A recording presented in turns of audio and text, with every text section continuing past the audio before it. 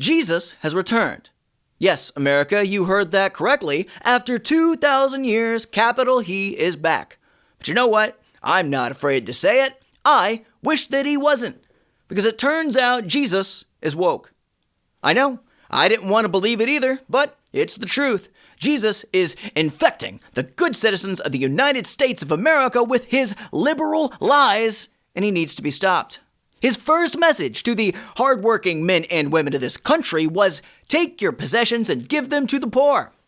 Yes, you heard that correctly. Jesus is a communist. Then He found a single loaf of bread and just duplicated it over and over and over to give out to the poor and the needy. Handouts.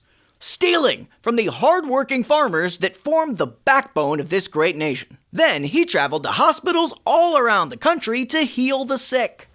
Free healthcare. I'm starting to think this Jesus isn't American at all.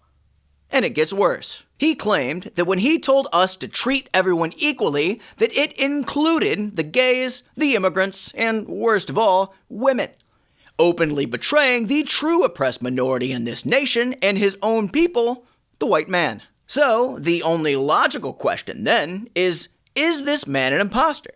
Because the real Jesus wouldn't give handouts. He knows that God only helps those who help themselves. The real Jesus said, he who has ears, let him hear, not he who has eyes, let him read. But Jesus, if you really are all-knowing, then perhaps you can help us answer a few pressing questions, such as, why are young women so afraid of traditional values? When did Satan come to possess Taylor Swift, and how can we exorcise him? Why does my wife stare longingly at other men every time we go to dinner? So, Jesus, I think I speak for all of us when I say, we don't want your wisdom, and we don't want your help. All we want is for you to go back to wherever it is you came from. And this time, don't come back.